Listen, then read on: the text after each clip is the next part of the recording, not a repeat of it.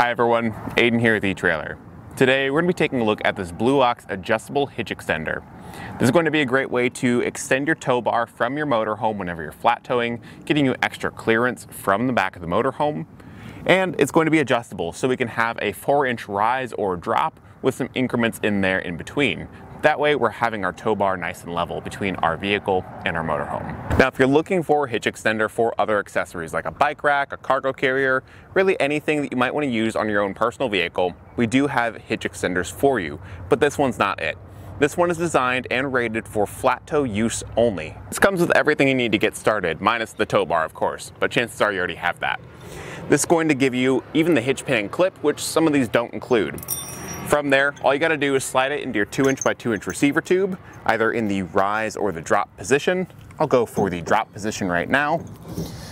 Get that hitch pin hole aligned and clipped into place. And from there, you can make your height adjustments. The height adjustment is done using the 2 pins and clips on the side of this collar. And this will just slide up and down the channel with these tabs kind of binding it in place, making sure it doesn't come out. Once you've got your desired height, you can go for no rise or drop, or like I said, a maximum of a 4-inch rise or drop. Get it secured in with those pins, making sure they both slide through, and add the clips to the other side. On that other side, there is a small set screw, probably a little difficult to see, but this is going to actually tighten things up right here. So you notice right now there's a bit of shake and play at that adjustable point, but when I tighten that up with the set screw, that will take a lot of that away. And right there, with it tightened, I can test it out. And we see we're still getting shake and play at the hitch. That's completely normal. You can add an anti-rattle device after the fact if you want, but at this point here, there's nothing. If you're looking for an anti-rattle device for the hitch side of things, the etrailer collar anti-rattle device is a great one and work really well here because you've got that 2-inch by 2-inch shank and the lip on your hitch receiver where that could wrap around and have plenty of room to tighten down.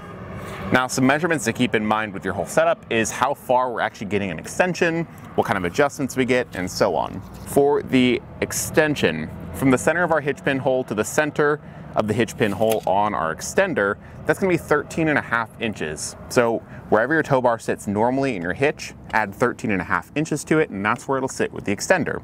We get a lot more clearance from our motorhome with this. For those adjustment holes, they're going to be 1 inch apart center on center. So you can have anywhere from 0 inches of drop to 1 inch, 2 inches to 3 inches, or 4 inches.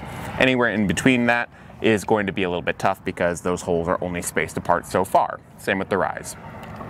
And for the actual collar, where our tow bar will slide into, there is going to be a measurement we need to take.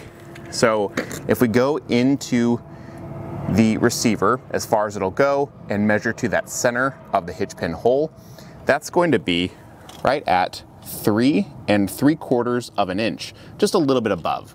So just make sure you go to your tow bar, you measure from the end of the shank to the center of the hitch pin hole on your tow bar. If it's 3 3/4 of an inch or longer, I'd say you're probably gonna have a hard time getting it to slide in here and make sure those hitch pin holes aligned. If it's 3 3/4 of an inch or shorter, you're gonna be just fine and it'll slide in no problem, making sure that those hitch pin holes align. It's going to be a solid steel construction with a black powder coat finish on there to help it resist rust and corrosion over time. This powder coat finish I think feels really rugged and I don't see it having too many issues over time. As far as weight capacity goes though, it's going to have a 1,000 pound maximum tongue weight rating and a 10,000 pound gross trailer weight rating. That's how much weight it can pull. So do be sure to abide by those weight ratings, check things like your tow bar and your hitch and your motorhome, and make sure you're going by the lowest rated component. And that's really all there is to it. It's a pretty simple extender and gives you a good amount of adjustment. I'd say if you're looking for something that's versatile, will work with a wide range of tow bars and give you that adjustment that you might be looking for within that 4-inch range, this is going to be a really solid option.